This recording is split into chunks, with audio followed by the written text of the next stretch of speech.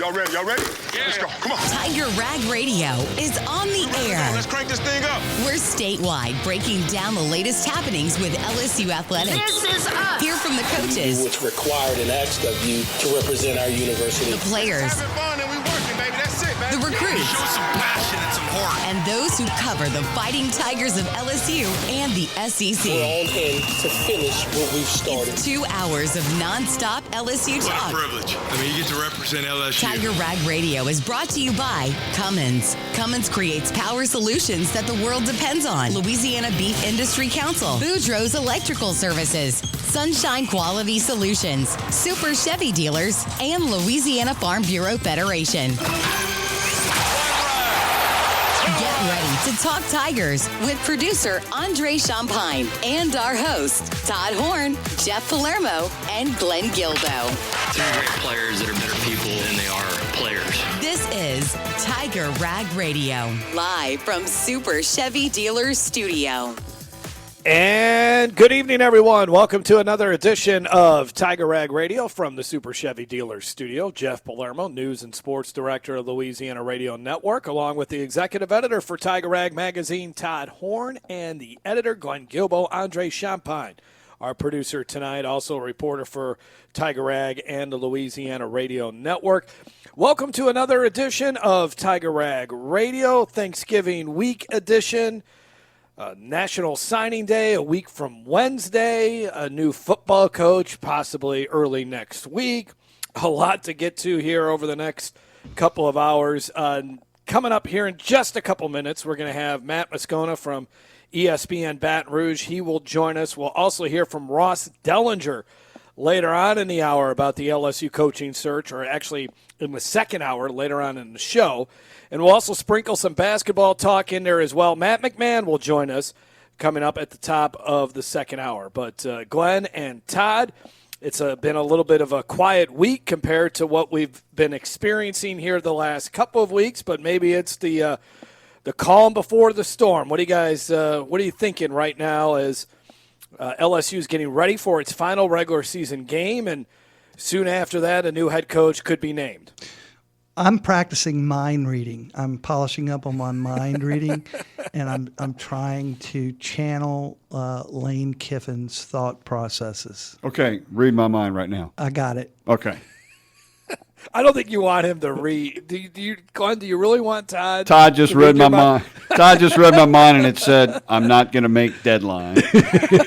And I said, "Surprise, surprise, surprise." There are no deadlines anymore with website.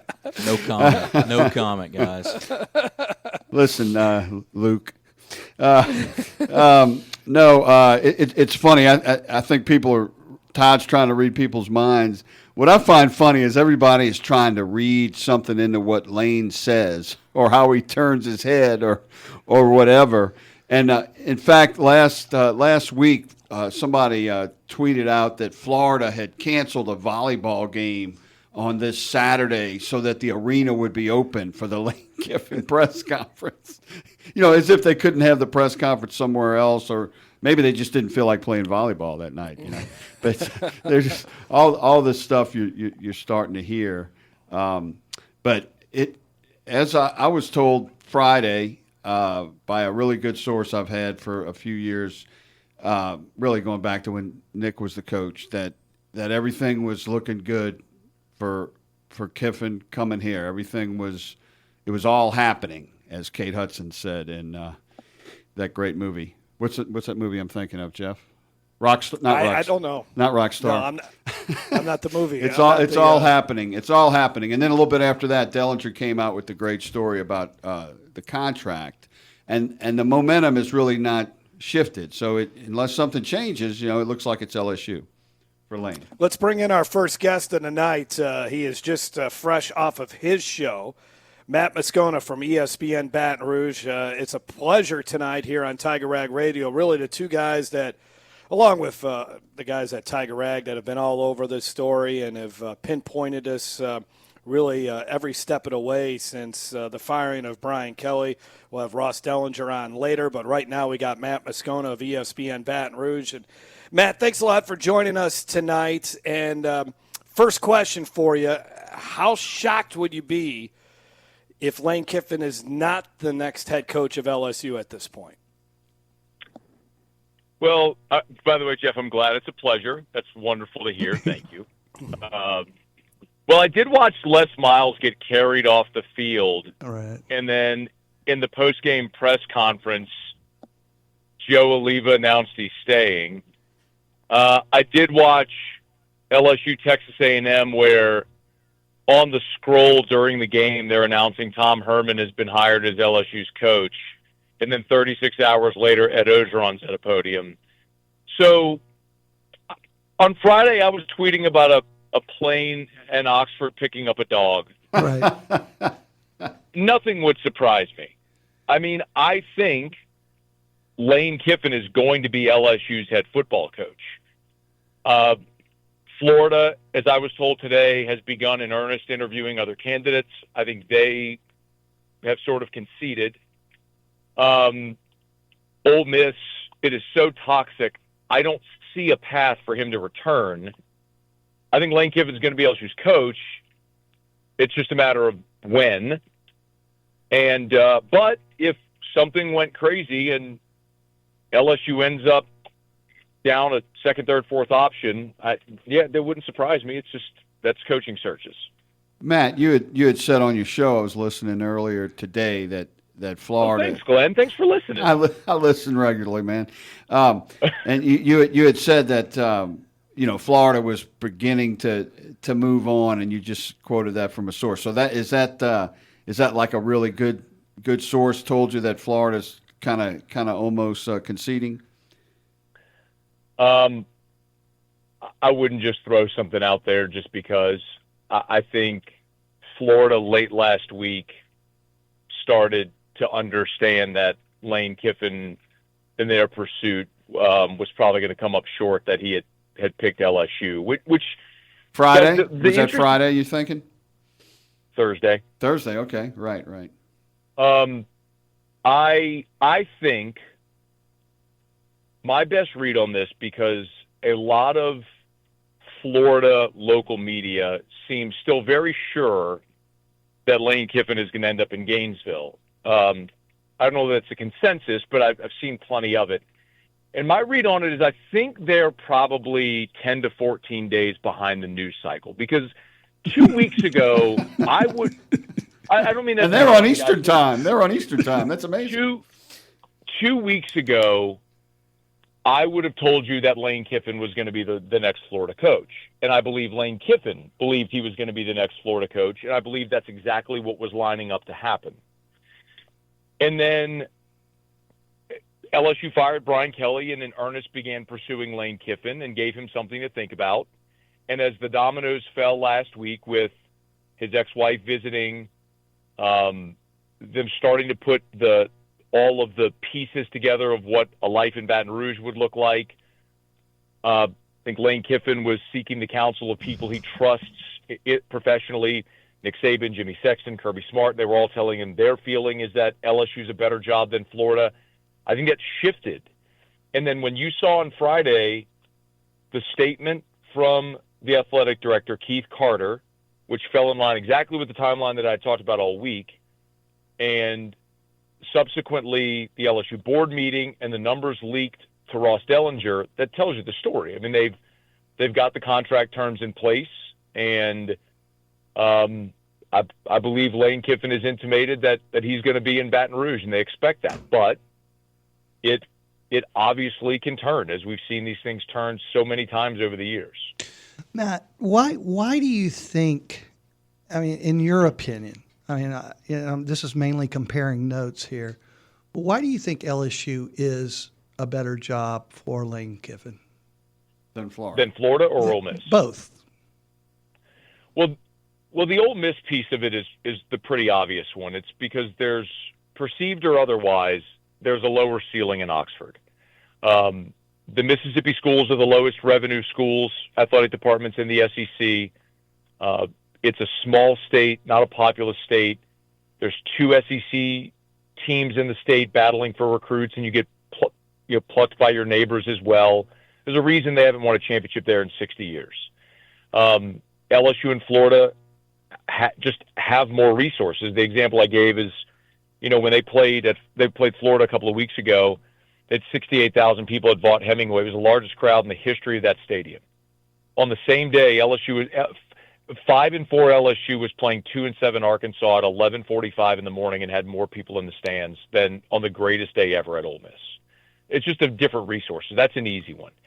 LSU or Florida is probably more beauty in the eye of the beholder.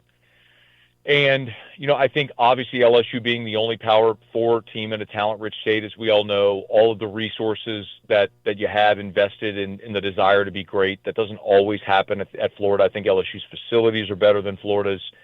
I think that's something that I think there's a much greater degree of give a darn among the fan base and the collective administration than perhaps at Florida.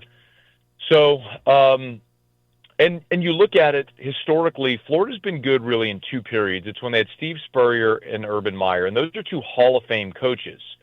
Other than that, they've missed a ton and have really bottomed out. LSU won national championships with Les Miles and Ed Ogeron. I think Lane Kiffin looks at that and says that's the differentiator, right? They're both very good jobs. Kelly said. That's what Kelly said too. But go ahead. It's true. It didn't work for him here, and I think we could talk about why it didn't work for him here. And I have theories on that. Brian Kelly was here during a very transformative period in the sport. NIL, when he took the job, was just coming into its own, and it went to a full evolution of pay for play during his 4 years, and I don't think they appropriately adapted to it. They tried to throw money at the problem this year, and they missed They missed on the offensive line. Nussmeier got hurt, all the stuff. But if you get the right guy that knows how to utilize those resources in this era, I think LSU's a great job. Hey, Matt, can you stay with us through the next break? Oh, we're not ready. We're not ready for that. Okay, go ahead, Todd. But can you stay with us through the break? Sure. Okay, I appreciate that. Well, let's go ahead and take the break now. Okay. Let's go All ahead right, and that'll take make the it break. easier Let's on everybody, right? Get it out of the way. Matt. Yeah, we appreciate you holding on, Matt. Let's take the break, and we'll have more with Matt Moscona from ESPN Baton Rouge here on Tiger Rag Radio. A sizzling T-bone steak, a mouth-watering char-grilled hamburger, a slow-smoked brisket. There are plenty of reasons to grill beef this fall. With 29 cuts of lean, protein-packed beef to choose from, there's always something succulent to serve to your family. So this weekend and throughout the fall, be the hero of your backyard barbecue by serving what everybody wants, the delicious taste of certified Louisiana beef. So remember, beef, it's what's for dinner. Brought to you by the Louisiana Cattle Producers through the Louisiana Beef Industry Council and the Beef Checkoff. Every winner knows a great play starts with a solid game plan and the right team by your side. At Sunshine, we're here to keep your operation running strong. From tractors to harvesters, we've got the John Deere equipment you need to tackle every job with confidence. Because when the work's done right, there's more time for the things that matter, like cheering on your favorite team. Make Sunshine Quality Solutions part of your playbook this season and learn more about what it means to be powered by Sunshine at sunequip.com. Cummins is known for their commitment to quality, performance, and products that are built to last. They make it their business to understand their customers' priorities and partner in their success. Cummins has the technical expertise and experience to deliver fast, high-quality repairs using genuine parts. And by calling 1-800-CUMMINS, you have access to one of the largest and most capable sales, service, and support organizations in the industry 24/7. For more information on Cummins products, service, or support, call 1-800-CUMMINS. I'm Richard Fontenot, president of the Louisiana Farm Bureau Federation. My brother and I grow rice, soybeans, and raise crawfish on our farm in Evangeline Parish. For a fourth-generation farmer like myself, Louisiana Farm Bureau is as much a part of my life as checking traps or harvesting rice. Our organization is more than 145,000 members strong, and we've been around for more than 100 years. The Louisiana Farm Bureau spans generations, and we want you to join our family. Visit lafarmbureau.org, the Louisiana Farm Bureau Federation, the voice of Louisiana agriculture. Tiger Rag Radio is back, live from Super Chevy Dealers Studio. A few more minutes here with ESPN's Matt Moscona, ESPN Baton Rouge. Matt Moscona, of course, you can hear his show every Monday through Friday, 3 to 6, and of course he also is the host of the Locked On LSU podcast. Todd, go ahead, fire away your question to Matt. Hey, so Matt, you've been fairly vocal, if not very vocal about the fact that LSU has totally mishandled this Brian Kelly situation, and I don't think you'll find too many people who disagree with you on that. But my question is, in your opinion, has LSU somewhat stabilized that situation by simply having Verge Osbury named as the permanent full-time athletic director, or do you think that's had any impact at all? Well, I absolutely think it's had an impact. Whenever you didn't have a university president, athletic director, or head coach, we're all sitting there at that press conference that Friday when Verge was announced as the interim.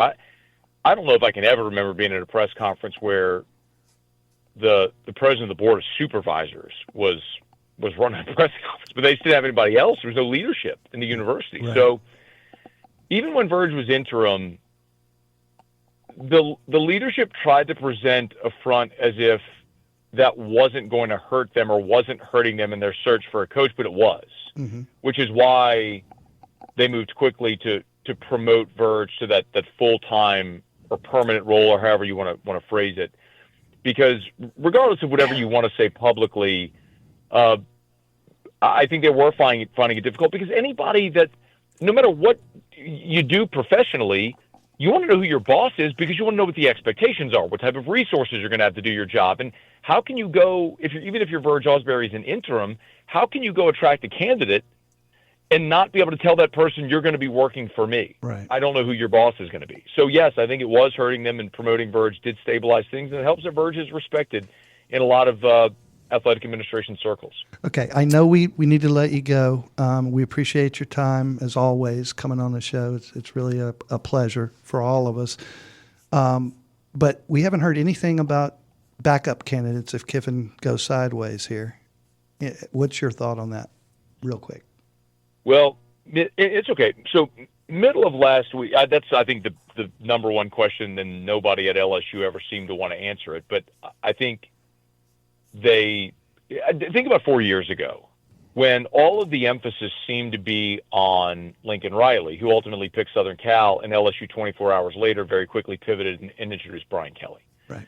So I think you want to have a 1A, 1B.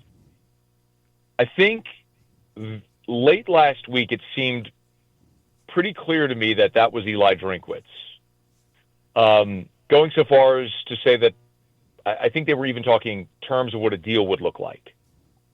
But this is my opinion, guys. I think the public reaction to that has been so visceral and so negative that I think they've moved off of that. And I don't know that they very clearly have a plan B. I would tell you that my understanding is it would be one of Eli Drinkwitz, Kenny Dillingham, John Sumrall, and then maybe like the safety net candidate would be Blake Baker, because I think they could sell a popular assistant to the fan base. It would make sense financially. And then you could also look around college football and say Marcus Freeman at Notre Dame, Ryan Day at Ohio State, Sharon Moore at Michigan, Kenny Dillingham at Oregon, Kirby Smart, Lincoln Riley, Brent Venables. These are all guys that were coordinators that got their first head coaching job at major college football programs. So it's not something that would be unprecedented. So I'm not saying that's their first option. I'm not saying that's where they're going to go. I'm just saying I think that is an option if they end up getting down the list, if they do, in fact, miss on Lane Kiffin. Makes sense.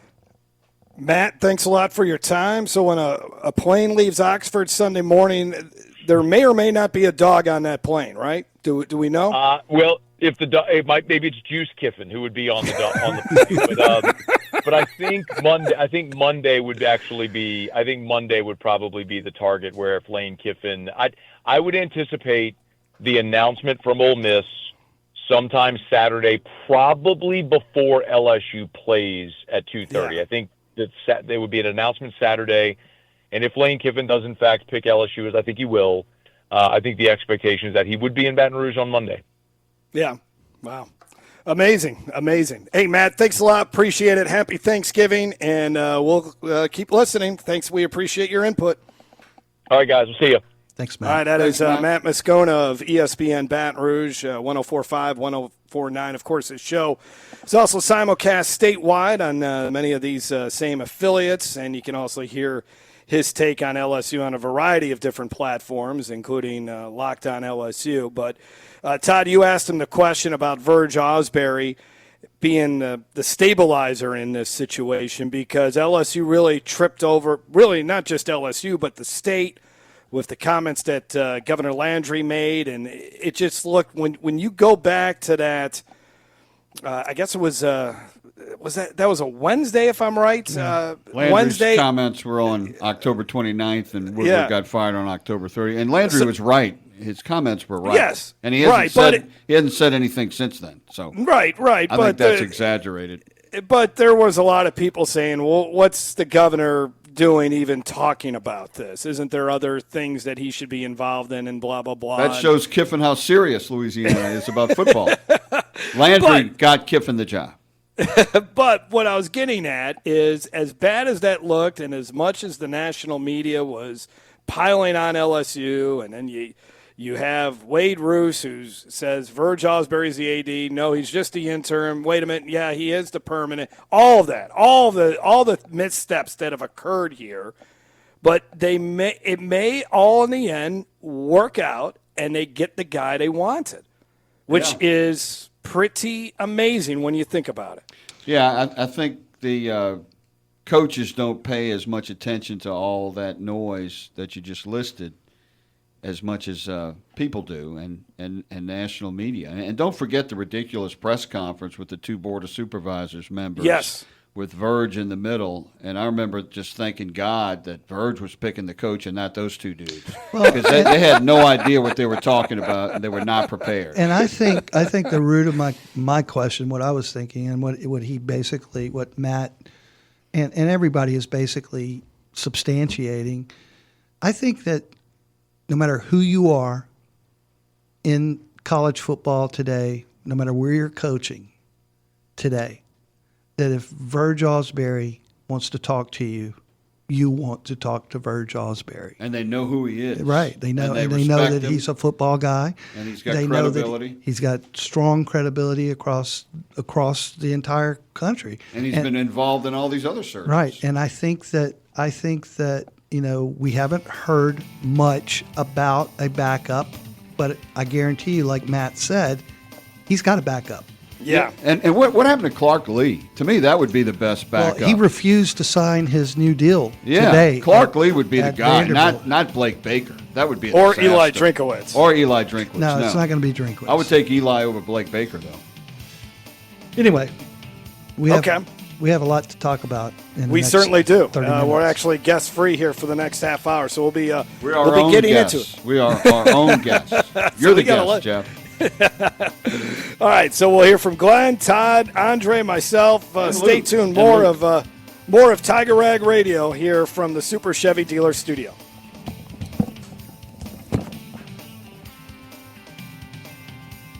When the power goes out, your life is disrupted. Heat, air conditioning, refrigeration, phones, all gone. Be prepared for the next outage with a Generac home standby generator. After sensing a power outage, a Generac generator automatically restores your home's power, whether you're home or away. Power your life with a Generac home standby generator.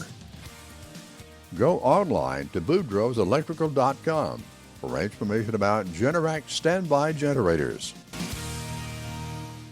A sizzling T-bone steak, a mouth-watering char-grilled hamburger, a slow-smoked brisket. There are plenty of reasons to grill beef this fall. With 29 cuts of lean, protein-packed beef to choose from, there's always something succulent to serve to your family. So this weekend and throughout the fall, be the hero of your backyard barbecue by serving what everybody wants, the delicious taste of certified Louisiana beef. So remember, beef, it's what's for dinner. Brought to you by the Louisiana Cattle Producers through the Louisiana Beef Industry Council and the Beef Checkoff.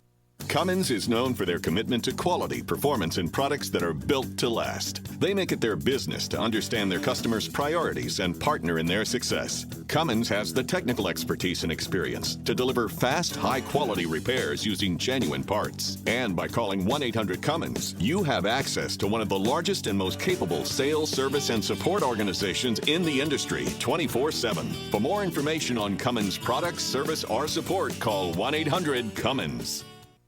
Every winner knows a great play starts with a solid game plan and the right team by your side. At Sunshine, we're here to keep your operation running strong. From tractors to harvesters, we've got the John Deere equipment you need to tackle every job with confidence. Because when the work's done right, there's more time for the things that matter, like cheering on your favorite team. Make Sunshine Quality Solutions part of your playbook this season and learn more about what it means to be powered by Sunshine at sunequip.com. Tiger Rag Radio is back on the air, live from Super Chevy Dealers Studio.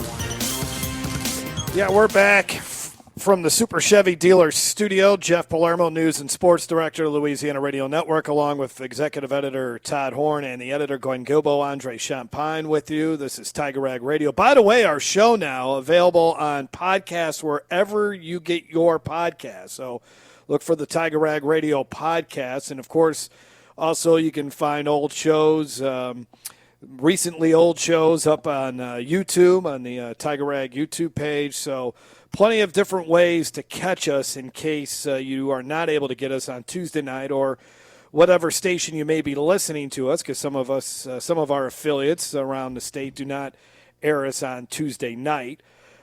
This show should at least hold up until Saturday. We just had Matt Moscona on, who said that a decision from Ole Miss on Lane Kiffin's future should happen sometime before the Oklahoma LSU game, which, of course, is kicking off at 2:30. And, guys, what's your thoughts here on just this? The fact that Lane Kiffin is potentially going to lead Ole Miss to an 11-1 season, a college football playoff berth, a potential home game on the Oxford campus. But if Ole Miss beats Mississippi State on Friday, he will not be the coach in the postseason. What's your take on this really uncomfortable situation for Lane Kiffin and Ole Miss? You asked a multi-symbolic complex question. It's college football, Todd. There are no easy questions. So the first thing is, I wanted to ask you a question about the first part of your question. You said Ole Miss is deciding. I'm becoming more like Glenn, where I think it's actually Lane Kiffin deciding what's going to happen rather than Ole Miss. I think that's part of the charade. He has all the leverage. Yeah, over LSU in Florida too. But I'm going to diverge from that right now and sound like I'm contradicting myself because. Okay, Scott Woodward. Yeah, exactly. So I think that Lane Kiffin, based on my mind reading abilities, doesn't care about coaching in the playoffs. And I know Glenn disagrees with me completely, but I believe that this is already decided, and unless there's some weird change like we've referred to earlier in the show, I think that Lane Kiffin will be telling Ole Miss that he's coming. In fact, I think they already know that he's coming to LSU and that he really doesn't care about coaching the playoffs. I think he would like to, but I think it's the lesser of two evils. But what does that say to you about his competitive spirit? I mean, here's a guy nothing. It says nothing about his competitive spirit. It's just like Nick Saban said on Saturday. It's because of the schedule. That's but the who way came the up with the schedule schedule? The schedule. The coaches came up with this stupid schedule. The coaches. They only have the. Coaches didn't come up with the schedule. The NCAA people did. The college football playoff. But they get that from recommendations from college coaches. Yeah, but they don't listen to them. No, that's the unorganized college football playoff in the NCAA. None of the coaches like the portal windows.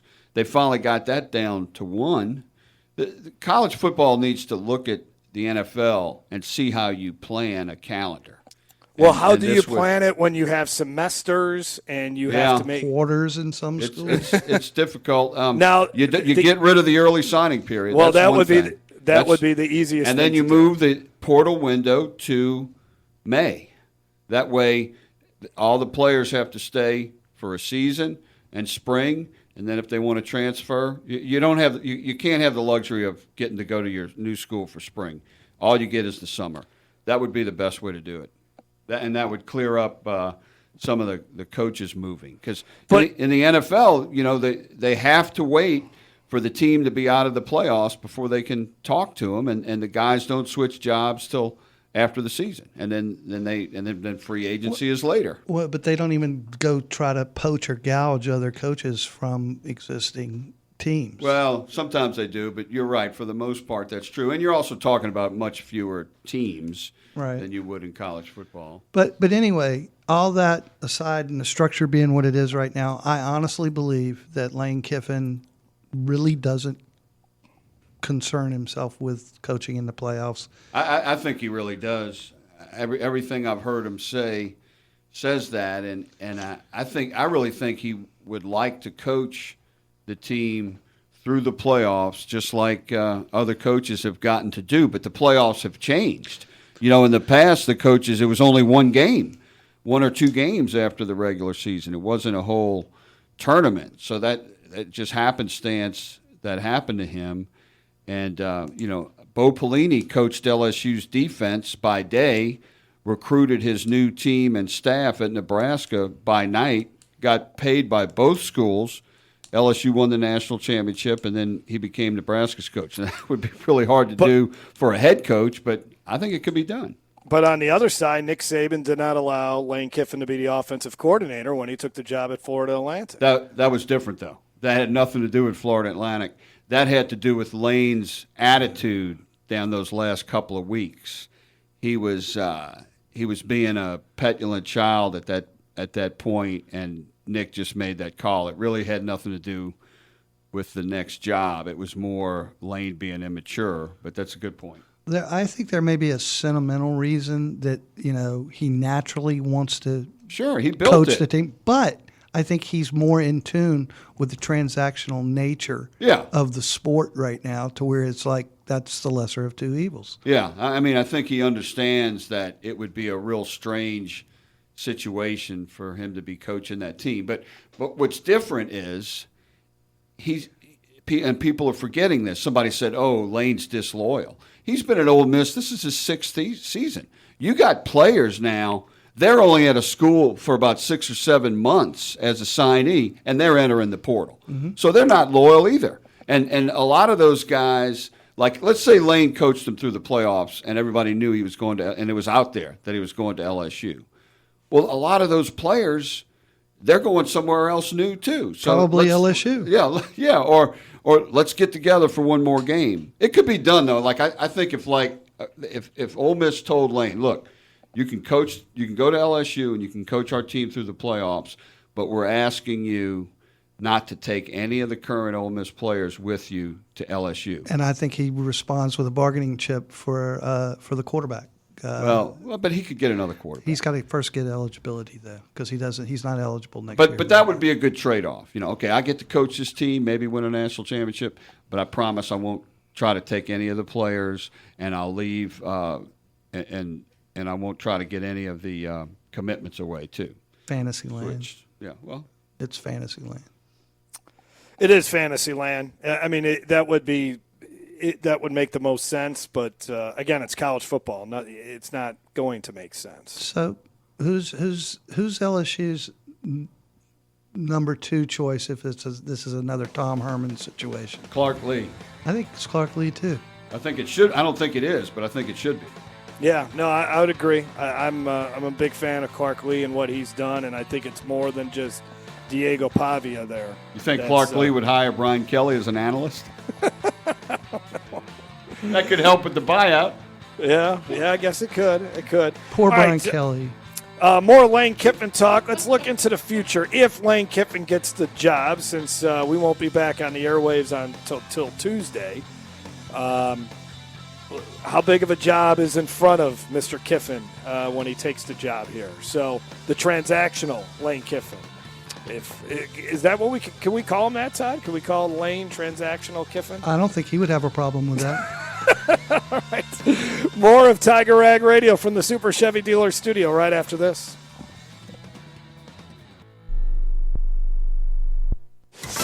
Live from Super Chevy Dealer Studio, we're back to Tiger Rag Radio. Back here on Tiger Rag Radio from the Super Chevy Dealer Studio, Jeff Palermo, Todd Horne, Glenn Guilbeau. Saturday's game against Western Kentucky was about as brutal of an offensive performance that you'll see from an LSU team. I mean, there's been games where I've seen LSU shut out. A Nick Saban team, I remember, got shut out against Alabama. Those are good teams, though. This was the worst. This was the worst performance by an LSU team against a bad team, I think. And, you know, going back to when they lost to Troy, which was a 24-point underdog. Troy beat LSU and Ed Orgeron in 2018, I think that was, or 17. But that was a turning point. That was 17, 17. Yeah, because then Danny Etling got it going, and then Joe Burrow, obviously in 18. But that loss, that was embarrassing, man. Yes, it was, and it was embarrassing on Saturday night. And so let's presume Lane Kiffin is the head coach, and I think he's got a pretty big job in front of him to try to repair this offense. And you got to basically rebuild the offensive line. You got to get some dynamic receivers in here. I still have faith that Caden Durham and Harlem Berry are good running backs if they had a chance to run behind a quality offensive line. But you're still going to need to supplement that room. You got a tight end in Trey'Dez Green, but how many offenses are built around a tight end? And, of course, you got to get a quarterback. And that now this is what this Lane is a play caller. He's known as a great play caller, and he's known as a guy that can develop quarterbacks. But the way I look at this thing, if it took basically 2 years for Blake Baker to rebuild this defense, it's going to take Lane Kiffin 2 years to rebuild this offense, to get it to the point where it's what we're thinking. I understand it's the transfer portal era, and you can bring in all these guys and all that kind of, but I think it is that bad offensively. It is going to take a lot of work to get it better. So let me ask you a question. Do you believe that Austin Thomas is involved heavily in actually building and influencing the roster? That is a very good question, because I think if he is, then you have to question whether he needs to be part of this new regime. Yeah, I mean, obviously somebody whiffed, right? Yes. Okay. But now I think the other part of his job, though, is been lining up these NIL donors. That's been a big part of his job. Okay. So that might mean that he's got to be there, because he's the one that's providing. He's already worked for Lane, hasn't he? Mm-hmm. Yeah, but I don't know if they left on good terms, because I don't think Lane was happy that he went to LSU. Now you can have a cup of coffee and maybe smooth that over. I don't know, but as I was watching it, I was thinking about Austin as well, because who picked these guys? Who's been picking these players? Because it's just, and Verge told us made a good point when he was with us a couple of weeks ago. He mentioned how many of those guys were on losing teams last year. Yep. I remember writing that in January and just getting crucified by people. But that's a good point. I would hope Lane and Austin could work that out, because Austin's a pretty good talent evaluator. All right, so let's just do a quick checklist. These are the players that LSU has that I think, and I'm not going by position, I'm just listing players, so maybe you started it, but I'm going to repeat. I think they need to get Tamarcus Cooley back. He's got a year of eligibility remaining. I think they need, of course, DJ Pickett. I think that's one of the most important players. They need to make sure they get back. Along the same lines with P.J. Woodland. I think, obviously, you mentioned Harlem Berry and Caden Anderson. Caden Durham, and I think they need to get Aaron Anderson back. He's got a year of eligibility left. I think they need to get Wet Weeks back. I don't think he'd have a problem playing with his father-in-law. And he hadn't had the type of year that I think he wanted to have. He was a preseason All-American, missed 5 games, basically, with an injury. So I think he will probably come back. If it's the right situation. You mentioned Trey'Dez Green.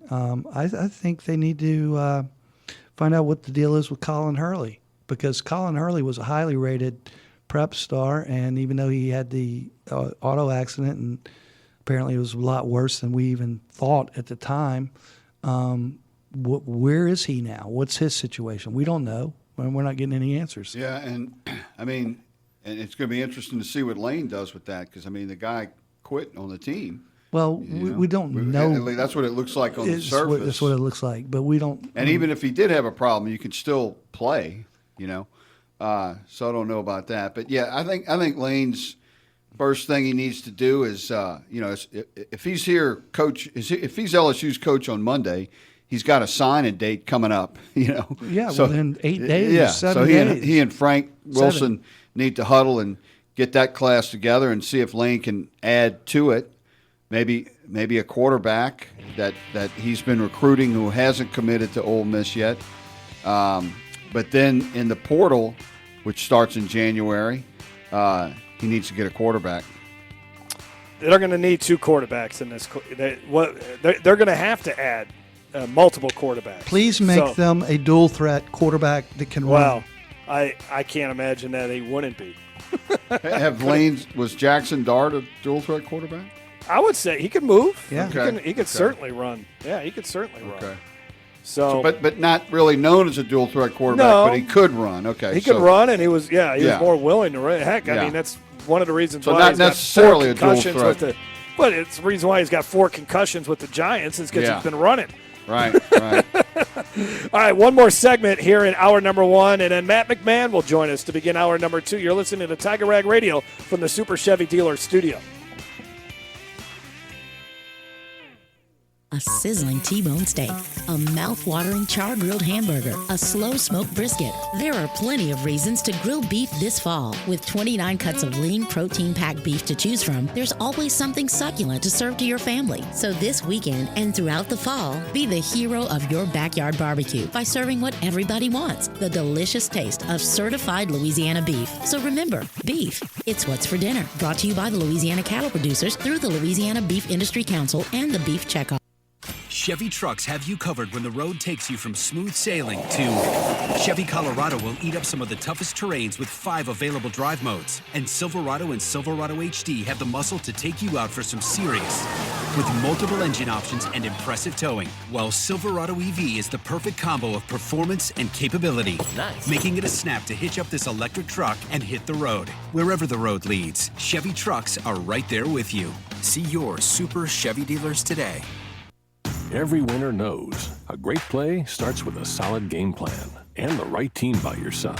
At Sunshine, we're here to keep your operation running strong. From tractors to harvesters, we've got the John Deere equipment you need to tackle every job with confidence. Because when the work's done right, there's more time for the things that matter, like cheering on your favorite team. Make Sunshine Quality Solutions part of your playbook this season and learn more about what it means to be powered by Sunshine at sunequip.com. I'm Richard Fontenot, president of the Louisiana Farm Bureau Federation. While I'm a 4th-generation rice and soybean grower, you don't have to be a farmer to be a Louisiana Farm Bureau member. Membership has its benefits, from discounts on car seats, hotel rooms, and rental cars, to access to insurance you can count on to be there when you need, plus a whole lot more. We're 145,000 members strong, and we want you to join the Louisiana Farm Bureau family. Visit lafarmbureau.org, the Louisiana Farm Bureau Federation, the voice of Louisiana agriculture.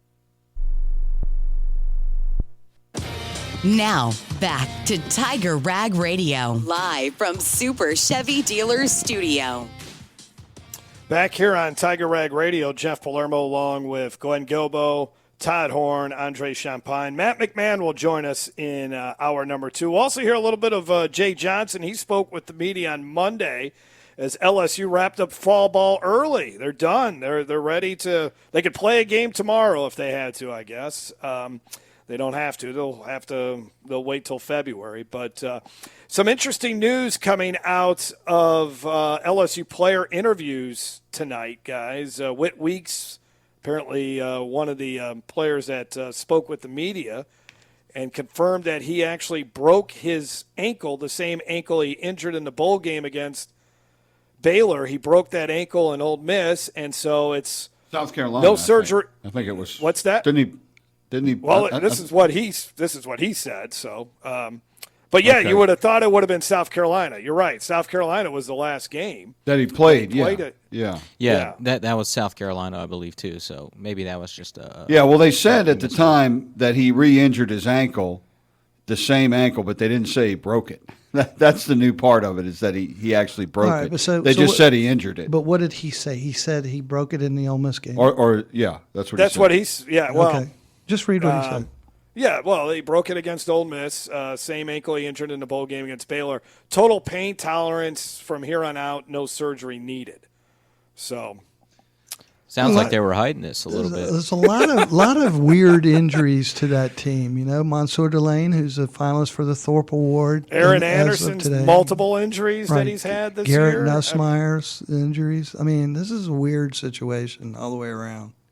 Well, you know, they're getting sued by someone where they didn't handle a particular player's injury very well. Because if you think about it, Weeks he's draft eligible, so maybe they were trying to hide this to say, hey, if he goes and declares, they don't want that to. Yeah, but I believe that's over with. He's coming back. Play for his father-in-law. Wants to play for his father-in-law. Well, Andrew Kiffin she did post that she was at Our Lady of the Lake tonight. I know she's been doing work. Well, charity and work we for should them, report. You know, it's that. You know, they've apparently bought a house in Baton Rouge, according to one message board that closed on Friday. Who's bought a house? Lane Kiffin. Oh, I thought Landry and Witt bought a house. Well, they may have too. And also that Layla Kiffin has registered for a local Baton Rouge LA Fitness membership.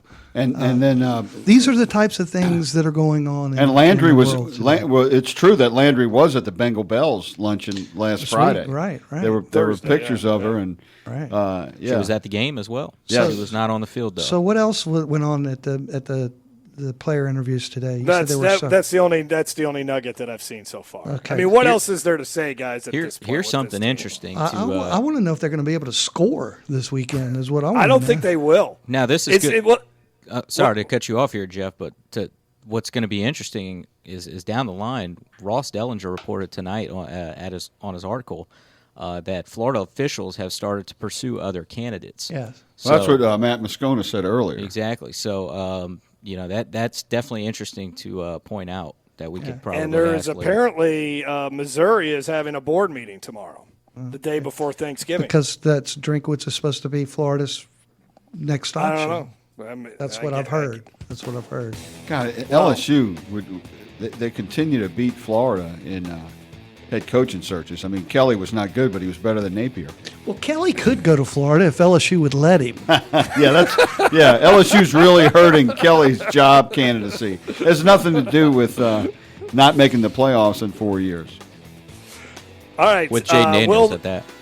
Will LSU men's basketball make the NCAA tournament? Matt McMahon will join. I don't think he's going to give us that answer, but the Tigers are undefeated and heading into a Thanksgiving tournament with their first game on Friday. So we'll talk to Coach McMahon about that, and then we'll get back on the football talk. Ross Dellenger will join us in hour number 2, so stay tuned for that here on Tiger Rag Radio. Y'all ready? Yeah.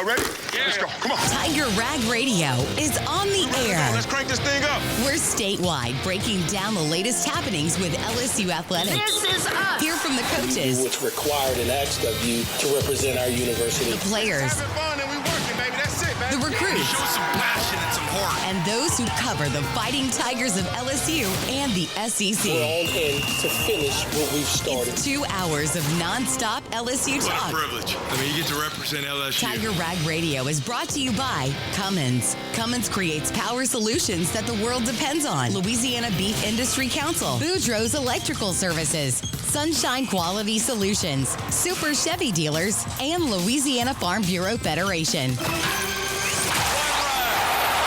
Get ready to talk Tigers with producer Andre Champagne and our hosts Todd Horne, Jeff Palermo, and Glenn Guilbeau. 3 great players that are better people than they are players. This is Tiger Rag Radio, live from Super Chevy Dealers Studio. Hour number 2 of Tiger Rag Radio. Jeff Palermo along with Todd Horne, Glenn Guilbeau, and Andre Champagne. We take a break from all the Lane Kiffin talk, and we talk a little LSU men's basketball. The Tigers will be in Niceville, Florida this week. They'll take on Drake on Friday night. That will be their first game. And then they'll play another game on Saturday. Coach Matt McMahon's team is off to a 5-0 start, coming off a 99-73 win over Omaha, and Coach Matt McMahon joins us here on Tiger Rag Radio. Coach, how you doing tonight? Hey, doing great. Appreciate you having me on here this Thanksgiving week.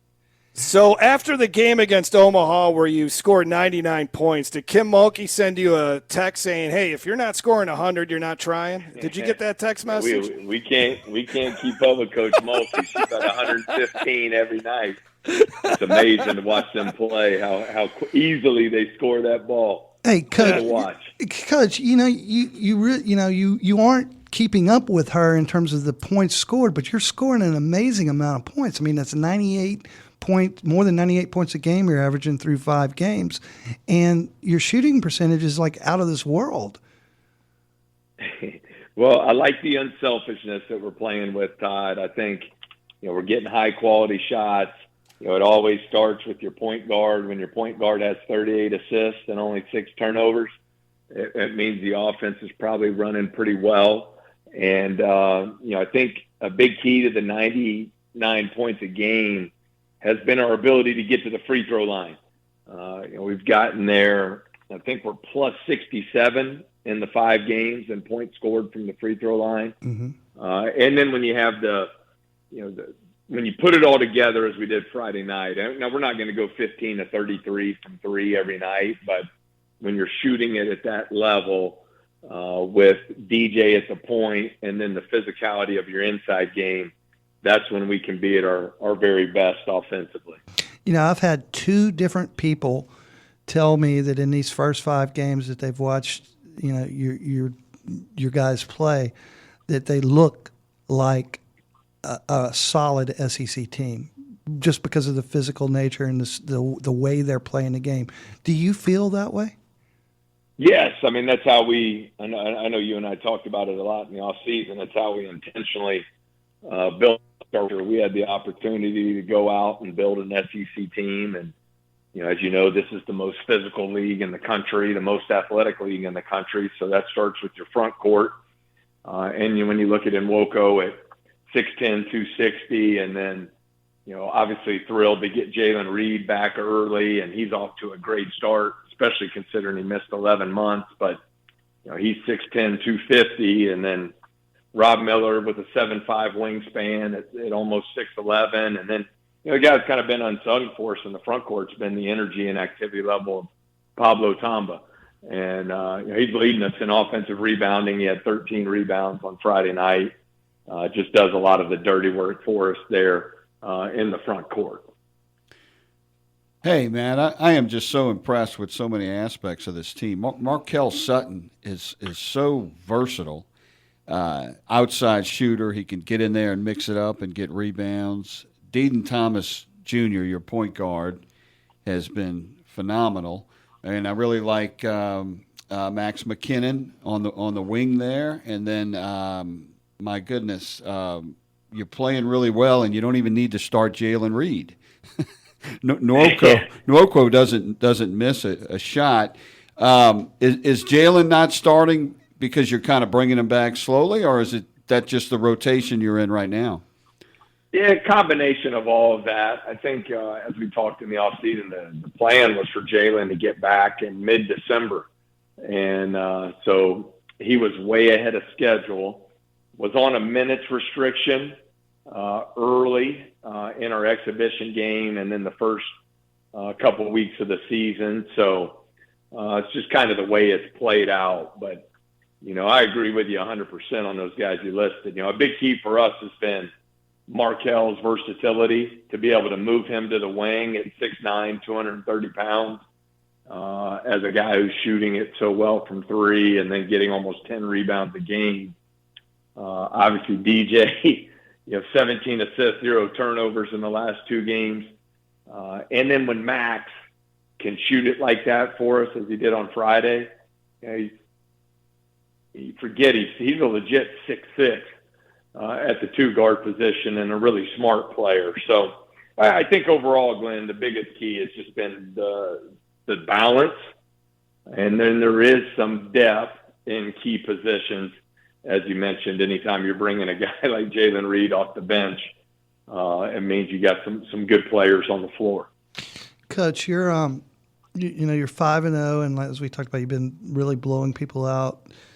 But now something's going to happen this weekend. You're going to be on the road for the first time, and you're going to be on the road for the next 5 games, really. Well, 4 for sure, and then the 5th one's in New Orleans, so that's somewhat of a road game. But also the schedule kind of gets a little more difficult. And right. So what are you looking for this weekend, and what are you looking for as you go into the games with Boston College and Texas Tech on the road, and then SMU in New Orleans? Well, I think everything you just said there, Todd. Obviously, business is about to pick up for us. I think a couple things that were done with intentionality. Number one was the exhibition game on the road at Central Florida. We wanted to have that experience because we knew we were going to have this 4-week stretch where we don't play in the PMAC. And I think that was really beneficial for us on and off the court as a team. And then the early season schedule was built under the premise we would not have Jalen Reed. So to be able to work him in and get him rolling was a huge advantage. I think it also enabled us to really build our team chemistry. And then the final piece of it, which was really important, because they do give you a starting point in the computer rankings, we really needed to raise our computer ranking profile, and we were able to do that by about 25 places because of our efficiencies offensively and defensively. So now as the schedule gets, obviously much more difficult, I think for us defensively, I love our field goal percentage defensive numbers. 38% our opponents are shooting. But 2 areas, we haven't turned our opponents over very much, only 10 a game. And we've given up 12 offensive rebounds a game. We need to get better in those 2 areas so we can cut down on our opponent's possessions. I think that's really the biggest key for us. And then the rest of it, we're all going to find out together, Todd. Right. Is how does some of the things that have been really good for us through 5 games, how do those things translate, as we go to some of these Power 5 games that are coming up in the next couple weeks.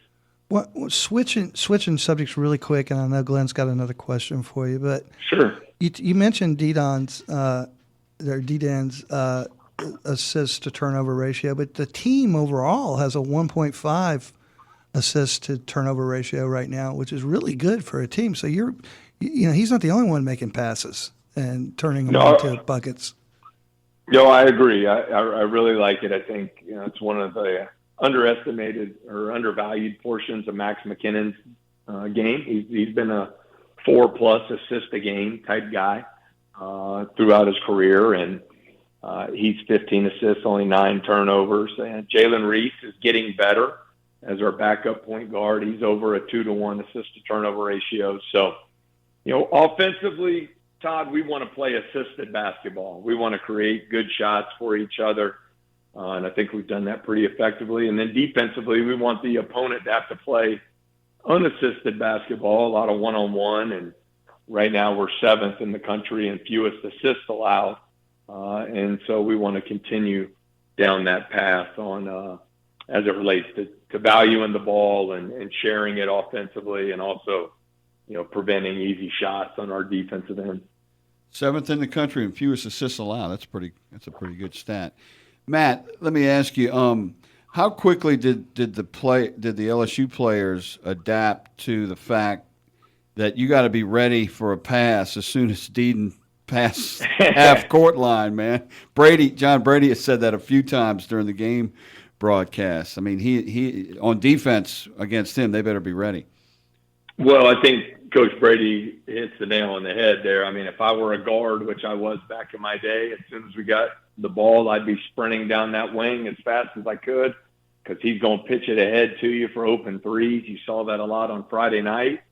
If you have the size and athleticism of a Mike and Woko, I'm going to go ball screen and I'm going to roll as hard as I can because I know he's going to throw those lobs to me. It's just, it's a fun way to play the game. And I do think DJ's also a really capable scorer. I think that averaged 16 a game at UNLV last year. So I think that's what makes him so difficult to guard, as he can score it himself, but he loves creating for others. Yeah, really unselfish. Right. You said that to us before the season, that you had to kind of tell him to shoot more. And I think your last game, I think he had like 12 in the first half, and he barely, I don't think he scored much in the second half, because he's the true point guard, isn't he? He is. He had 15 points. To your point, he had 15 points with 25 minutes left in the game. I don't think he took another shot. He went to the free throw line one time, but other than that, he just kept getting his teammates involved and getting them open looks. So I know I'd love to play with a guy like that. He makes the game easier for you. So, Matt, when you look at the upcoming schedule, what is the scouting report on Drake, and what is Georgia Tech and DePaul? What are they looking like? Yeah, Todd, Drake is coming off a 31-win season, and then had a coaching change. So, like every program in the country now, a lot of new faces from the portal. They're putting it all together. They just had their best game of the year. They won by double figures on the road against a really good Charleston team. I think the big key to that was they had a season high. They made 11 threes. They have two wings that have made 25 threes between them at 50%. So defending that three-point line will be critical for us on Friday night. They also have a really good point guard who transferred over from Loyola Chicago, who's leading them in scoring at 15 a game. And then their two bigs are both in double figures. 6'9", transfer from South Carolina, and then a 6'6", just bruising four-man, who is also a fourth-year transfer. So I think defending the three-point line, they don't make many mistakes. They're like us. They're dominating their opponents from the free throw line. So I think that'll be a key stat. And then, can we get the pace of the game to our liking? DePaul, Georgia Tech, I've just given a little sneak peek there.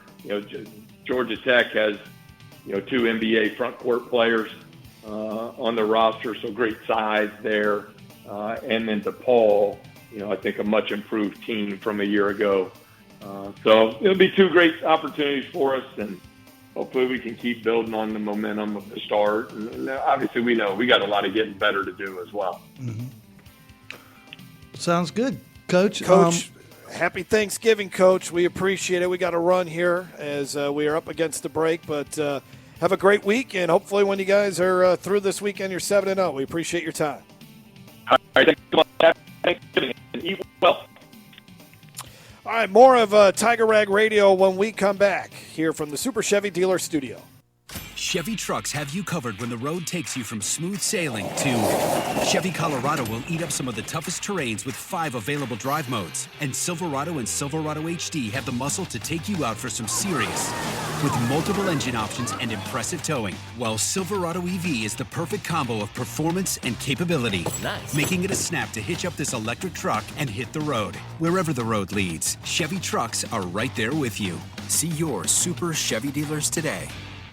Cummins is known for their commitment to quality, performance, and products that are built to last. They make it their business to understand their customers' priorities and partner in their success. Cummins has the technical expertise and experience to deliver fast, high-quality repairs using genuine parts. And by calling 1-800-CUMMINS, you have access to one of the largest and most capable sales, service, and support organizations in the industry 24/7. For more information on Cummins products, service, or support, call 1-800-CUMMINS. When the power goes out, your life is disrupted. Heat, air conditioning, refrigeration, phones, all gone. Be prepared for the next outage with a Generac home standby generator. After sensing a power outage, a Generac generator automatically restores your home's power, whether you're home or away. Power your life with a Generac home standby generator. Go online to boudreauxelectrical.com for information about Generac standby generators. a sizzling T-bone steak, a mouth-watering char-grilled hamburger, a slow-smoked brisket. There are plenty of reasons to grill beef this fall. With 29 cuts of lean, protein-packed beef to choose from, there's always something succulent to serve to your family. So this weekend and throughout the fall, be the hero of your backyard barbecue by serving what everybody wants, the delicious taste of certified Louisiana beef. So remember, beef, it's what's for dinner. Brought to you by the Louisiana Cattle Producers through the Louisiana Beef Industry Council and the Beef Checkoff. How you doing? This is Snoop Dogg. Tiger Rag Radio. Ladies and gentlemen, boys and girls, you are tuned in.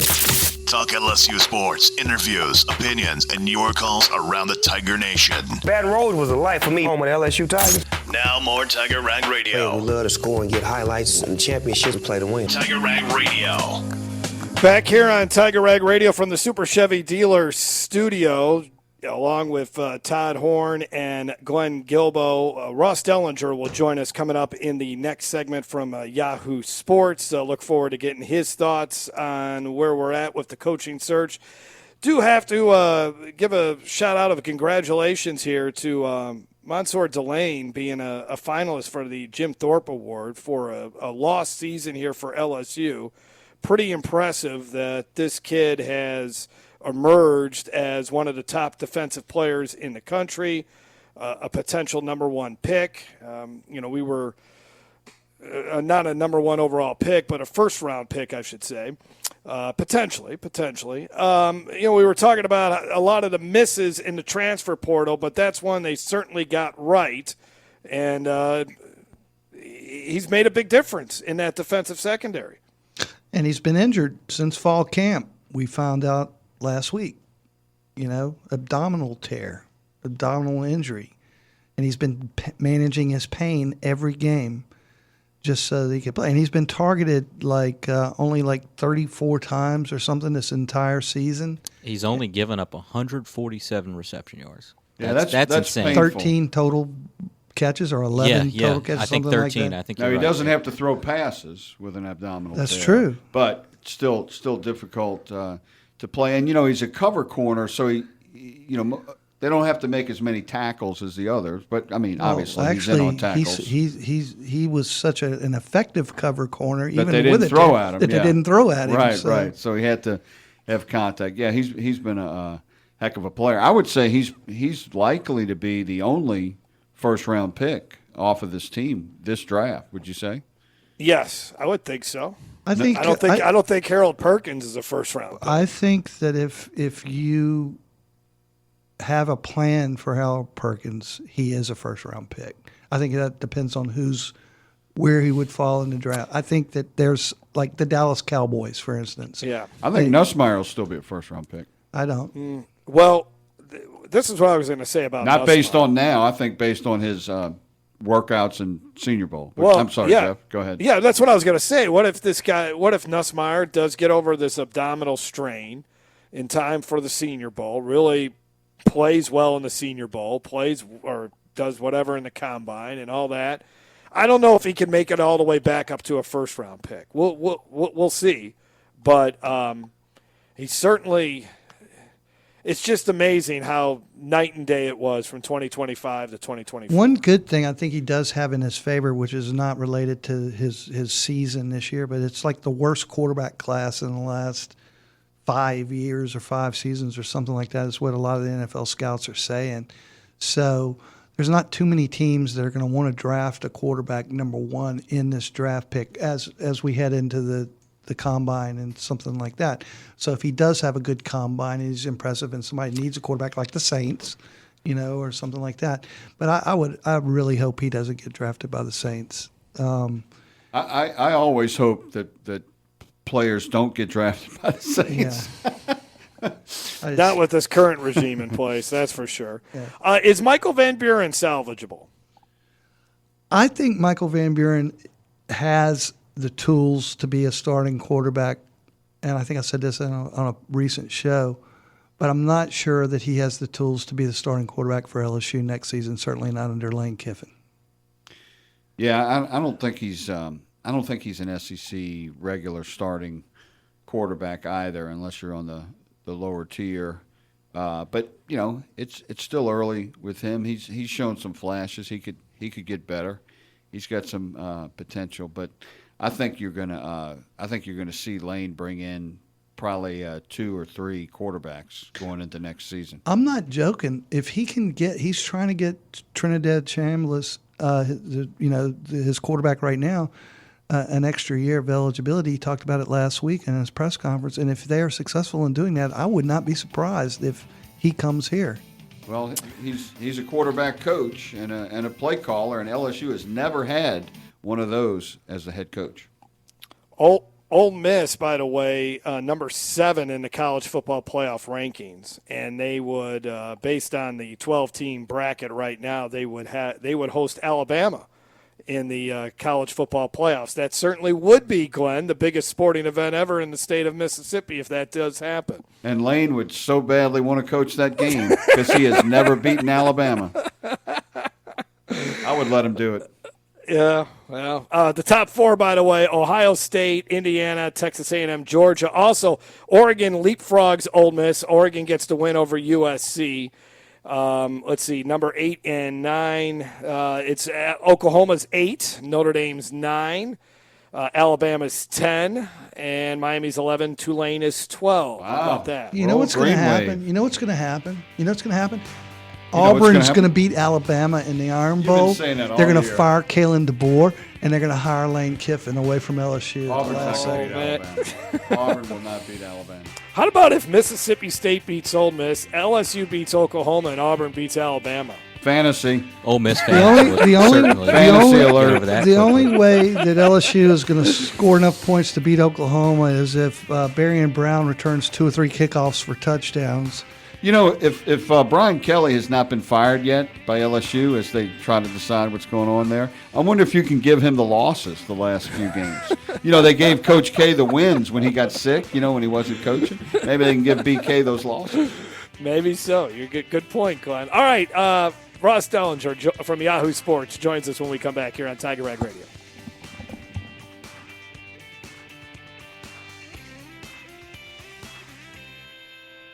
Every winner knows a great play starts with a solid game plan and the right team by your side.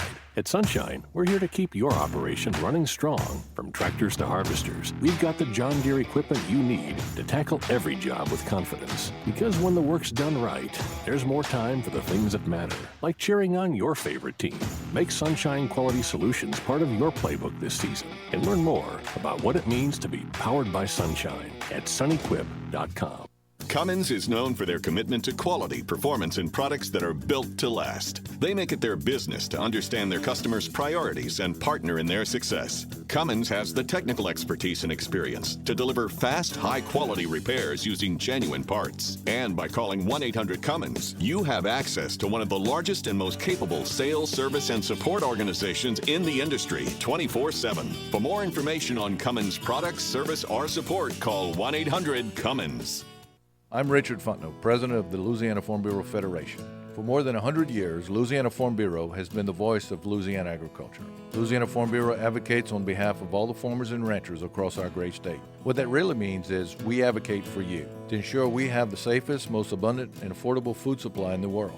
Louisiana Farm Bureau is 145,000 members strong, and we want you to join the Louisiana Farm Bureau family. Visit lafarmbureau.org. The Louisiana Farm Bureau Federation, the voice of Louisiana agriculture.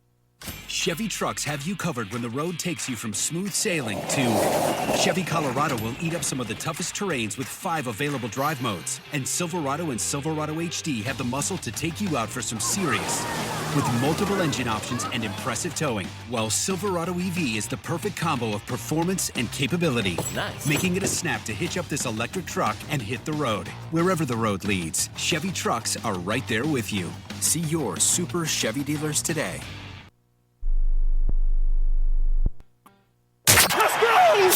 Back to Tiger Rag Radio, live from Super Chevy Dealers Studio.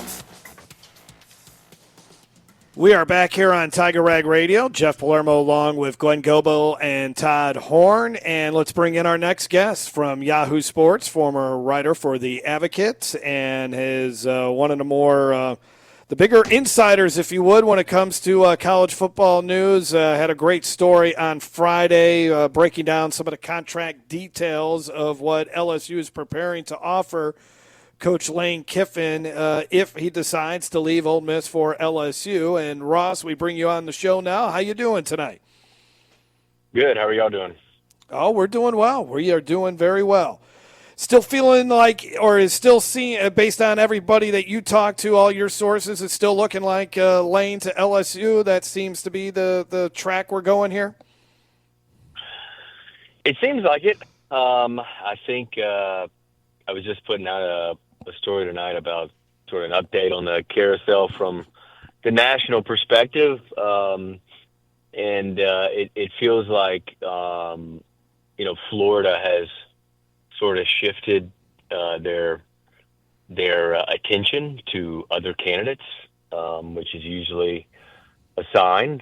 And Ole Miss has sort of began the early, I think, phases of searching for a potential replacement, and LSU's been fairly quiet, and everybody's been fairly confident down in Baton Rouge. So all the signals would lead you to believe that they seem to be the favorite right now. But as I tell people often, you never, all this stuff is so unpredictable, and things can change at the 11th hour, especially when you're dealing with someone like Lane Kiffin. So, Ross, what do you think it is about Lane Kiffin? I mean, we got a lot of time with you, and so let's just break this down, do a psychological analysis on Lane Kiffin. Why is he always chasing? Hadn't he calmed down? What's going on? He's been there 6 years. He's been there 6 years. Yes, he's been there 6 years, 2 years in, or 3 years in. He had an offer to leave for Auburn. He did not take it, mostly because of his family and his situation with his family. Lane has found, and I was just there 2 weeks ago sitting down with him in his office. It's clear Lane has found happiness in Oxford. He's found health. He quit drinking about 5 years ago. He works out every morning. He's back with his kids. 2 of the 3 kids are now living in Oxford. One goes to Ole Miss. Another one's a sophomore in high school. His ex-wife is even back. They're sort of raising the kids. He said he wakes up every morning and he is happy to be there. But I think there's this other thing pulling at Lane, which is there are these blue blood championship type programs that he grew up dreaming that he would be coaching for. And as he said it to me when I was in there, Ole Miss necessarily wasn't the final chapter, or what he envisioned to be the final chapter of his coaching career. And he sounded like a person that was torn of leaving a place that perhaps in this new era of college football can build a championship team. He seems like he has one. They're 10-1 and ranked number 6, 7 in the country. Versus going to somewhere that is a historic blue blood type of powerhouse that has won championships and proven that you can win championships in the recent past. And it sounds like, sort of an internal struggle he was having when I visited, and maybe he's still having today. But I can tell you this, if Florida is acting, like I mentioned earlier, Florida's sort of acting like, they've sort of moved on and they're at least going down the road with some other candidates, which tells me that this may be a Ole Miss versus LSU sort of decision. And if that's the case, right now in Oxford is what I would call not the greatest situation. Lane has the decisions that he's made with his family visiting Baton Rouge and Gainesville, the constant tweeting up until this week, when clearly he was told or encouraged not to tweet anymore, and he has stopped. But in general, there's just a lot of toxicity there. And for him to return and sign the extension under pressure that he won't be able to coach the playoff if he doesn't, sign the extension, would still, to me, be a surprise given the nature of everything that's happened over the last couple of weeks and how people feel there right now. Hey, Ross, thanks for joining us tonight, Hoss. Let me ask you, Ross or Hoss? Ross, who I call Hoss. Does Lane think that he is he trying to convince? Has he tried in the past to convince Ole Miss, or is he doing it now to let him coach in the playoffs? Does he think that that's a possibility that he could coach in the playoffs and still leave, or does he realize that probably won't happen? I'm thinking that at this point, Glenn, that he realizes that's not going to happen. He probably would like it to happen. I'm just assuming that part, but it's pretty clear that Ole Miss administration has made the decision, and I wrote a little about that on Yahoo Sports tonight, and kind of my coaching carousel reset is that they've made the decision that he's not coaching the playoff unless he commits to them. And I think they wanted that commitment last week. They didn't get it, and so they sort of granted him another week, to finish out the regular season and then to make the decision on Saturday. And what's funny about that statement that Keith Carter, the athletic director at Ole Miss, put out after him and Lane and the chancellor met, and it should be noted that the chancellor of the university was in that meeting with Lane Kiffin, and that is not an insignificant detail. Mm-hmm. And after they put out that statement after the meeting, that basically said there would be an announcement Saturday. And to me, I think that was a very public deadline that Keith Carter put on Lane Kiffin of Saturday. And if Lane Kiffin on Saturday or by Saturday does not make a decision or either to leave, to tell them that he's leaving after the season, regular season, or to sign the extension, if he doesn't make a decision, I am convinced that they will make the decision for him. So are you saying they will fire him at that point? No, unlikely. And part of that is obviously he would be owed a huge buyout, and you're firing a coach who's 11-1 or 10-2. What is that buyout, Ross? They could always rescind it later. Yeah, his buyout is, I think it's $40+ million, $35 million, somewhere around there, I believe. But what's his buyout if he were to leave to come to LSU? What would LSU be on the hook for? Very little. Like, I can't remember it's insignificant, right? Which by today's standards, it's insignificant. $2 or $3 million, maybe. Yeah, I read four. Four. Yeah, maybe. I think it goes. I want to say I get all the buyouts to leave confused, but there's dates.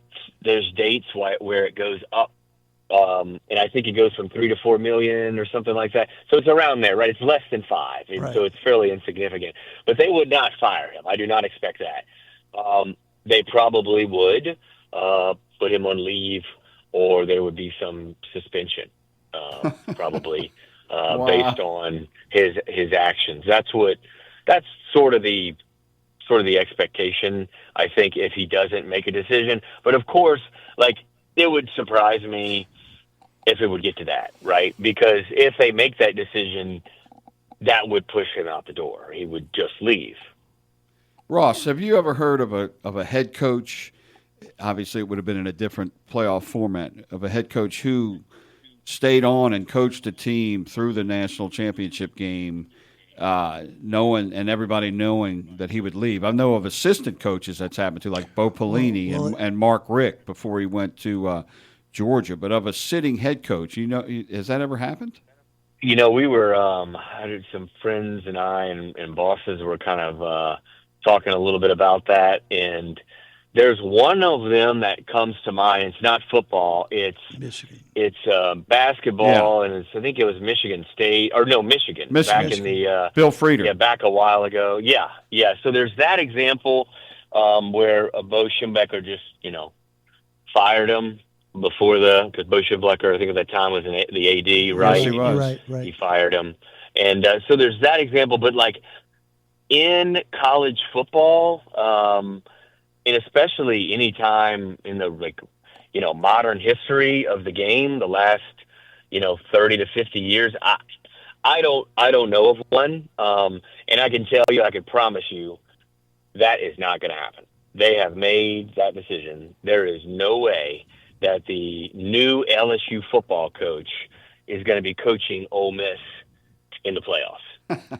Ross, do you believe that, this is Andre, do you believe that maybe that itself, as well as maybe the donor from the Ole Miss side reaction from him kind of entertaining the deals, do you think that's hurting Ole Miss as well?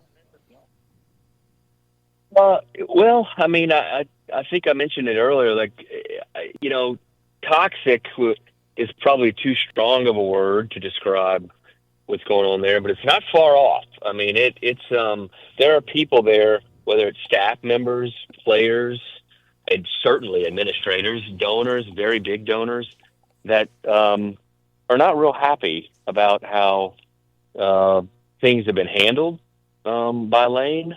And so I think all of this sort of messiness, whether it's the tweeting or the family visiting and him not telling Ole Miss about that, and then finding out in other ways, I think all of that is sort of impacting all the decisions there and may impact the team. I mean, they have to go down and they're going to play a very improved Mississippi State team at their place with all this distraction.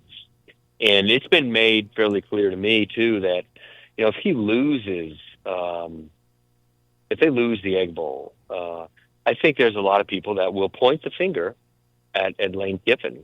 And, man, it'd be really hard to see him returning to the school if that happens. Well, just to support what you just said, I know for a fact that there's a large Ole Miss donor that does business in the state of Louisiana that is very unhappy with the entire situation, and he's basically done with it. Well, that's kind of funny to me because Lane Kiffin's the best coach Ole Miss has ever had since Johnny Vaught, and they wouldn't be anywhere near where they are without him. So I think they should temper their anger somewhat if that anger is toward Lane Kiffin.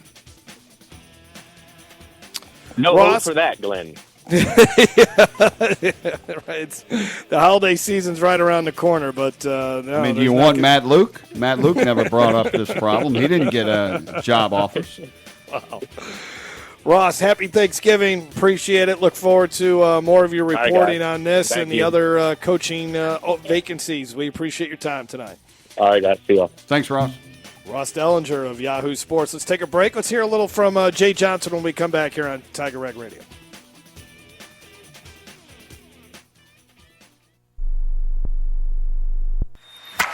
And we're back with Tiger Rag Radio, live from Super Chevy Dealers Studio. Back here on Tiger Rag Radio from the Super Chevy Dealer Studio, Jeff, Todd, Glenn, and Andre Champagne, who has some audio from Jay Johnson, who spoke on Monday as LSU has wrapped up fall ball. We have very little time here, so let's get right to him. Andre, what do you got cooked up for us here as far as some of the things that Jay Johnson had to say to the media on Monday? So Jay, first off, he said it's not like him to do this, but he's actually cut fall ball pretty early than he normally does, just because he's seen enough from his roster so far and the work that they've put in. So that'll be the first thing coming up here. I did something a little abnormal for me, to be honest with you. I felt like we got to a good place to stop with this team, and we actually could have played this last week, and I decided not to play because I felt like the right amount of hay was in the barn, and not that it would have been counterproductive, but I didn't see the productivity in playing a purple and gold World Series just for what this team needed right now. And that was on both sides of it. We actually have fewer position players than we've had, and so they got more at bats. So I felt like that group was kind of at a good point to stop and shift what a lot of them needed. And then the pitching, I felt like we were in a good spot to do what we do, which is deload and then reload into the season. And your pitching staffs, your offensive line, and their health it's going to determine whether you can have a successful season or not. So we stopped a little bit earlier just out of my own kind of intuition. Seems like fall ball has been going on forever, though. I don't know if it's just me, but it seems like it's. I mean, you have all these intra-squad games and all that. I mean, this fall ball thing has really been extended to what it. Maybe I'm completely wrong on that, but it seems like they've been going at it for a long time now.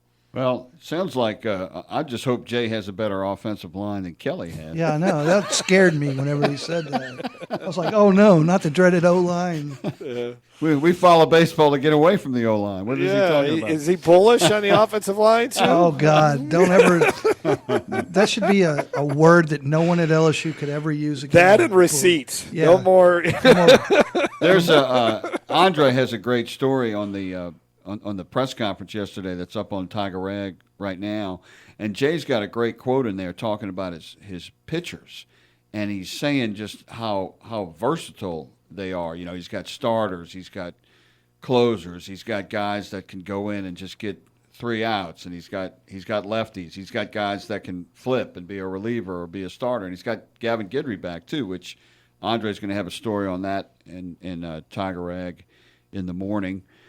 Speaking of Tiger Rag, we're also got an interesting story on Lane Kiffin and how he is following in his dad's footsteps as a nomadic coach. Some very interesting quotes from Lane about his dad at his press conference yesterday and I'm reading the tea leaves that makes it sound like he's going to move again like his dad did. So that's on Tiger Rag right now on the website. All right. Okay, we got to take another break. Maybe we'll get into another Jay Johnson or cut two. We got one more segment to go, so don't go away. You're listening to Tiger Rag Radio from the Super Chevy Dealer Studio. I'm Richard Fontenot, president of the Louisiana Farm Bureau Federation. My brother and I grow rice, soybeans, and raise crawfish on our farm in Evangeline Parish. For a fourth-generation farmer like myself, Louisiana Farm Bureau is as much a part of my life as checking traps or harvesting rice. Our organization is more than 145,000 members strong, and we've been around for more than 100 years. The Louisiana Farm Bureau spans generations, and we want you to join our family. Visit lafarmbureau.org, the Louisiana Farm Bureau Federation, the voice of Louisiana agriculture.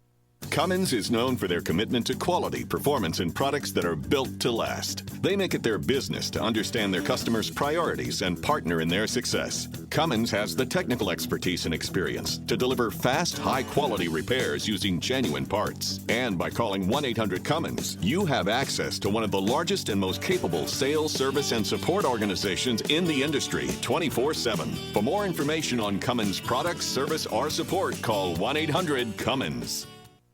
Chevy trucks have you covered when the road takes you from smooth sailing to Chevy Colorado will eat up some of the toughest terrains with 5 available drive modes. And Silverado and Silverado HD have the muscle to take you out for some serious with multiple engine options and impressive towing. While Silverado EV is the perfect combo of performance and capability, making it a snap to hitch up this electric truck and hit the road. Wherever the road leads, Chevy trucks are right there with you.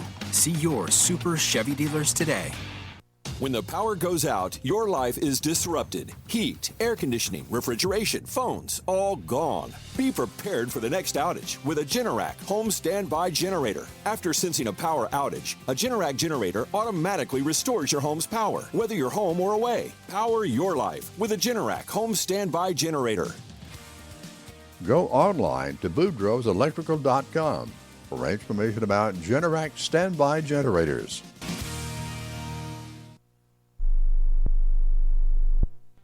Let's go. We now return to Tiger Rag Radio, live from Super Chevy Dealers Studio. All right, last segment of the show. Andre, you got a couple more sound bites here with Jay before we head out for the night? I could probably just play the first one because I don't know if we're going to have time for both. But the second one is about Cade Arambidi being the best player in fall ball. So that's what Jay said today. That's sophomore catcher Cade Arambidi. Give me 1 second. You just need time. I thought Cade probably was the best player on the team for the fall. No question about that. Was the quality at bat champion. Almost over 650, which against our pitching staff is a pretty good number. Caught through well managed the pitching staff, did a great job. No, he really improved as the season went along last year and really became, I thought, a significant part of that team towards the end of the year. Looking forward to seeing what he can do his sophomore season. He's been mashing the ball in all of fall, and he's definitely, just looking from the stats, he's been one of the best hitters. Would you say that Jay's bullish on this team? You know what? I'd actually take his word for it, though. Well, we need football season to end. Can't end soon enough. That were my thoughts as I watched that 13-10 slugfest class. I can send. If you think Saturday. that was boring, wait till you see this Saturday. Oh man, at least one of the teams will be good, though. Yeah, but their offense sucks as bad as LSU's does. I can send. That's a big statement now. I might be able to send the listeners off with some interesting information that I've learned from one of my close Ole Miss sources that swears on this. They said that Lane Kiffin's Bentley got towed today on campus. Uh-oh. Wow. That sounds like that might be the last straw. Lashing out. Who do these Ole Miss people think they are, man? My problem is that Lane Kiffin drives a Bentley. It's like, I don't like that, It's a cool car. I want him to drive a four-wheel drive lifted. You want him the F-150? Yeah. Yeah. What decade are you from? Well, I can tell you, Coach O wasn't driving it. The Audi hatchback that Brian Kelly was driving. Well, what do you guys think? He brings up Coach O. How quick does Coach O join his staff? I mean, it's wide open for him, right? It's all up to Lane. Well, yeah, exactly. And then people need to remember that. Lane will be hiring the coaches, okay? And I don't know if he's going to keep a lot of coaches. Not Scott Woodward. No, Scott Woodward not Verge. And I think at the most 2 of this staff will stay, maybe just 1. Who would that be? Who would be the one? Frank? I'm not sure. I think Corey Raymond better be one. Corey Raymond would be a good one. Frank would be a good one. But as we said, Frank's doing a good job holding the recruiting class together, so that would be good. And Corey would be an excellent one as well. All right, guys, thanks a lot. Should be an interesting weekend and an early part of next week. For Glenn, Todd, Andre, I'm Jeff Palermo. This has been Tiger Rag Radio. Thanks for listening. Tiger Rag is everywhere. Online at TigerRag.com. Like us on Facebook at Facebook.com/TigerRag Magazine. Or follow us on Twitter at Tiger_Rag.